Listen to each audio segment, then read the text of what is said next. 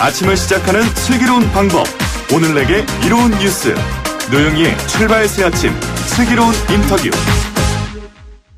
지난해 정치적으로 또 사회적으로 한국 사회를 뜨겁게 달구었던 키워드가 있습니다. 사법개혁, 검찰개혁 이런 쪽인데요. 그 시작을 열 공수처법이 우여곡절 끝에 통과가 됐습니다. 2020년 7월경에는 공수처가 생길 것 같은데 생기는 것에 대해서 찬성하는 여론도 있고, 이거 우려의 목소리가 들려야 되는 거 아니냐 이런 얘기하는 사람들도 있습니다. 2020년 대한민국이 어떻게 달라질지 더불어민주당의 박주민 의원과 함께 이야기 나눠보겠습니다. 의원님 안녕하세요. 네, 안녕하십니까. 네, 오늘 출발 새 아침에서 2020년 처음으로 인터뷰하는 정치인이신데요. 일단 새해 복 많이 받으시고 저희 애청자분들께도 인사 좀 해주세요. 네, 새해 복 많이 받으십시오. 그게 끝입니까? 예. 자, 그러면 이제 그 이야기를 한번 들어가 보겠습니다. 그 공수처법 통과하기까지 여당과 이 4+1 협의체의 여당과 그다음에 한국당 상당히 의원들께서 정말 머리 싸움이라 그래야 되나 이런 걸 많이 하신 것 같은데 어쨌든 공수처법이 통과됐고 검찰의 기소 독점주의가 깨졌다 이렇게 볼 수 있습니다. 어떤 의미가 있을까요? 네, 우선은 수십 년간 고위공직자의 부패범죄가 제대로 수사가 되지 않았던 그런 부분을 해결할 수 있는 기구가 이제 탄생하게 된 데 의미가 있고요. 또 하나는 방금 말씀하셨던 것처럼 굉장히 큰 그리고 많은 권한을 독점하고 있었던 검찰의 권한 독점이 좀 깨지게 되면서 상호 견제할 수 있는 기구가 탄생했다. 이렇게 볼 수 있을 것 같습니다. 그러니까 검찰을 견제할 수 있는 이런 기구가 생겨났다. 이게 매우 중요하다. 그 권력이 한쪽으로만 쏠리지 않는다. 이런 얘기인데요. 이게 지금 법이 통과된 이후에 6개월 후에 이게 실시가 되는 거지 않습니까? 그러면 네. 올해 7월 정도에 이제 생길 텐데 그동안에 어떤 준비 과정이 또 있을까요? 네, 법 부칙에 보면은 시행 전에도 준비 작업을 할 수 있다. 이렇게 돼 있기 때문에. 네. 최대한 빨리 그 준비 절차를 거치면 7월 정도에는 가동이 될 것이다. 이렇게 봤던 거거든요. 네. 당연히 이제 그 법이 공포가 되면은 제일 먼저 해야 될 거는 아마 국회에서 처장 후보 추천위원회를 만드는 일부터 시작해야 될 겁니다. 네네.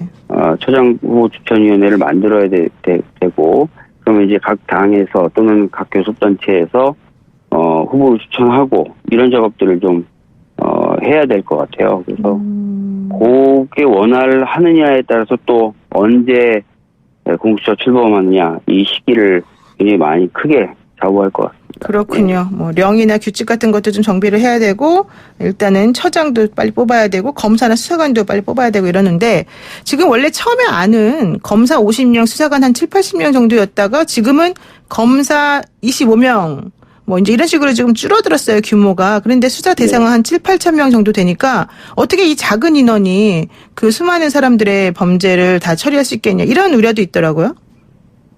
예, 공수처가 고위공직자의 범죄에 대해서 우선적인 관할권을 갖고 있지만 네. 독점적 관할권을 갖고 있지는 않습니다. 예. 그 얘기가 무슨 뜻입니까? 그러니까 고위공직자의 어떤 범죄가 생기면 우선적으로는 공수처가 수사할 네. 권한을 갖고 있지만 그렇다고 해서 공수처만 고위공직자의 범죄를 수사할 수 있다. 이건 아니라는 거예요. 그렇군요. 예, 이 혼선을 오히려 정리하기 위해서 만들었던 조항이 작년 말에 그렇게 문제제기 많이 됐었던 24조 2항 통보 조항이거든요. 네. 예, 그러니까 고위공직자 범죄가 인지되면은 먼저 공수처로 통보를 하고 그럼 공수처가 조기에 이건 공수처가 할 거, 이거는 원래 인지했던 수사기관이 할 거를 나누게 됩니다. 그러니까는 통보조항 24조 2항이 독소조항이다, 위헌적이다 이런 얘기 있었지만 오히려 이것을 통해서 권한 배분이나 수사와 관련된 그런 것들이 좀 나눠지기 때문에 더 좋은 조항이었다 이렇게 보시는군요. 네, 원래 원안에는 그러니까 백혜련 의원은 아니라고 불렀던 원안에는 네. 아무 때나 제한 없이 다 사건을 가져올 수 있었어요. 네. 그게 오히려 지금 말씀하시는 것처럼 규모에 비해서 좀 더 많은 사건을 갖게 된다든지 효율성이 떨어지는 부분이 생길 수 있잖아요. 네. 그걸 정리하기 위해서 초기에 이제 통보를 받으면 아주 짧은 기간 내에 검토한 후에 공수처가 수사할 범죄와 그렇지 않은 범죄를 나눠서 다시 회신 통보를 하도록 만들어 놓은 겁니다. 그랬군요. 그런데 사실은 이제 또 그 얘기되고 있는 것 중에 하나가 지금 현재 윤석열 검찰총장이 살아있는 권력을 대상으로 이런 식의 수사를 하니까 모든 거를 공수처를 일단 모았다가 마음에 맞는 혹은 자기네들이 할 수 있는 것만 골라서 수사를 조금 제한적으로 하려고 이런 조항을 만든 거다 이런 얘기였는데 그게 아니라는 거죠? 네, 그게 아니죠. 어떤 분들은 뭐 공수처라든지 이런 것들 추진한 게 검찰의 어떤 최근에 어떤 수사 행보에 이런 거에 제동을 걸려고 그런다 이렇게 말씀하시는 분들도 계시지만 잘 아시다시피 패스트트랙 지정이 작년 4월이었고요. 네. 패스트트랙 지정을 위해서 준비했던 건 작년 초였습니다. 그때는 뭐 지금 뭐 얘기되고 있는 그런 윤석열 후에 뭐 수사라든지 이런 게 있었던 때가 아니거든요. 예. 아, 그렇군요. 그런데 또 이런 얘기도 있어요. 이번에 그 통과된 법에 따르면 이 검사로 임명되는 사람들의 그 자격 요건 그리고 수사관으로 임명되는 사람들의 자격 요건이 너무 완화가 돼서 이게 현재 여당이나 여권 측에서 본인들이 원하는 사람들을 임명하기 위해서 이 조항을 완화시킨 거다. 자격 요건 이런 얘기도 있더라고요. 네, 사실 그런 이야기 들으면서 저도 전 진짜 이해가 안 됐거든요. 예를 들어서 특검들이 수차례 있었고요. 특검의 특검보가 또 있지 않습니까? 네. 대부분의 특검보는 7년 이상의 변호사 경력만 있으면 임명될 수 있어요. 네. 근데 지금 필범하는 공수처의 검사는 10년 이상의 변호사 경력을 요구하고요. 네. 그 10년 중에 5년은 재판이나 수사나 조사 업무에 복무해야 되는. 그러니까 지금까지 있었던 수많은 특검보다 훨씬 더 강한 자격 요건을 요구해요. 그렇군요. 네, 근데 이게 무슨 완화라고 얘기하는 것 자체가 좀 이해가 안 되고요. 네. 요즘에는 판사도 변호사 경력 5년 이상인 그런 사람들을 대상으로 판사를 뽑습니다. 그렇죠. 네, 근데 그거보다도 훨씬 더 요건이 강해요. 근데 이걸 완화라고 얘기하면은 뭐 도대체 어떻게 사람을 뽑으라고 하는 건지. 네. 알 수가 없고요. 뭐 한간에서는 뭐 세월호 특조위에 근무했던 사람을 뽑으려고 하는 것이다 이렇게 그렇죠. 예, 그런 사람들도 얘기죠. 있는데 세월호 특조위는 아시다시피 1기 특조위가 1년 동안만 가동이 됐었고요. 네. 2기 특조위의 경우에도 지금 1년 가동이 됐기 때문에 합쳐봤자 2년이에요. 5년 요건이 안 맞는다 이런 얘기네요. 안 맞아요. 그러니까 완전히 상상력의 극단을 달리는 것이라고 저는 봅니다. 그러니까 오히려 이제 혹세무민하기 위해서 잘못된 포인트를 짚고서 얘기를 자꾸 호도한 거다 이런 얘기네요. 안 맞잖아요. 지금 얘기하시는 것들하고. 그렇습니다. 네. 그리고 또 하나 지적되는 부분 중에 하나가 이거였습니다. 원래 검찰이 이렇게 무소불위의 권력을 가지게 된 이유 중에 하나가 기소권하고 수사권을 같이 가지고 있기 때문이었는데 공수처가 지금 그런 식으로 다 둘 다를 갖게 되면 이거는 그동안 비판이었던 거를 그대로 본인들이 답습하겠다는 거 아니냐 이렇게 또 얘기를 하던데요. 그러니까 구분해 봐야 될 부분이 이제 두 가지가 있는데요. 첫 번째는 기소권과 수사권을 분리하는 게 제가 봐도 가장 합리적인 모델입니다. 네. 그런데 지금 검경 수사권 조정이 이제 곧 그 관련된 법이 통과되겠지만 그 법이 통과된다 하더라도 기소권과 수사권이 다 완전히 분리되지는 않습니다. 그런 약간의 과도기적 형태로 됩니다. 네. 그렇기 때문에 이 기소권과 수사권이 완전히 분리되지 않은 상황에 공수처도 대응을 해야 되는 부분이 하나 있는 거고요. 네. 두 번째는 공수처가 모든 대상자들에 대해서 기소권을 갖고 있는 게 아니라요. 검사, 판사, 경무관급 이상을 대상으로만 기소권을 갖고 있고 나머지는 수사권밖에 없습니다. 그래요? 예, 그렇기 때문에 검찰처럼 뭐 모든 범죄에 대한 수사권과 모든 범죄에 대한 기소권을 가진 것처럼 이렇게 자꾸 얘기되면서 비교되는 것은 제가 보기에 맞지 않다라고 생각합니다. 그리고 지금 야당 쪽에서 얘기하는 것 중에 하나가 이거 위헌적이다 이런 얘기를 계속하고 있고 헌법소원은 뭐 당연히 하겠다 뭐 이런 얘기 하고 있습니다. 이게 가능하겠습니까? 헌법소원은 아시다시피 기본권 침해를 당한 사람이 제기하는 거거든요. 그렇죠. 그리고 제도 자체가 있다는 것만으로 제기할 수 없고요. 그 제도가 굉장히 특정인의 권리 자체를 직접적으로 침해해야만 헌법소원이 가능합니다. 그래서 지금 자유한국당 의원님들이 뭐 헌법소원을 내겠다 이렇게 얘기하시는데 그러면 뭐 공수처의 수사 대상이 난 되겠다라고 얘기하시는 건지 네. 알 수가 없고요. 그래서 전혀 이 헌법소원이라는 제도 자체도 이해하지 못한 부분이 있는 것 아닌가라는 생각이 좀 듭니다. 그렇죠. 그리고 만약에 헌법소원이 제기가 된다 하더라도 이것이 헌법적인 부분에서 문제가 있으려면 두 가지 이제 얘기를 하시거든요. 첫 번째가 그 헌법적인 어떤 근거가 없다. 공수처에도 검사가 있는데 헌법적 근거 없다는 부분하고 굉장히 특정한 대상으로 하는 제도이기 때문에 평등권에 위배된다. 이 두 가지를 얘기하시는데 그렇죠.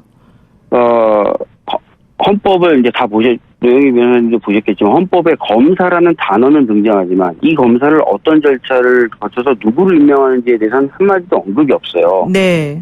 그렇기 때문에 지금까지도 수많은 특검이 만들어질 수 있었던 것 아니겠습니까? 네네. 그렇기 때문에 그 검사의 임명 절차에 위배된다 해서 위헌이다 이건 말이 안 되고요. 두 번째 평등권 같은 경우는 특검처럼 어떤 범죄를 수사하겠다 이런 그 제도조차도 위헌이 아니었는데 네.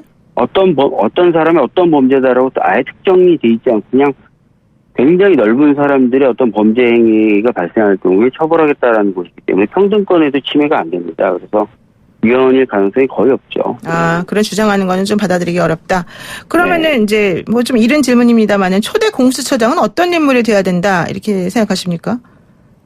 굉장히 중요한 그 자리이고 그렇기 때문에 굉장히 좋은 분이 되셔야 되긴 하는데 네. 저희가 설계해놓은 공수처장 임명 절차를 보면은 7인의 공수처장 추천위원회의 사람들이 거의 사실상은 만장일치해야 되는, 즉 야권까지도 다 동의를 해야 되는 그런 사람이 이제 처장이 될 수 있지 않습니까? 그래서 네네.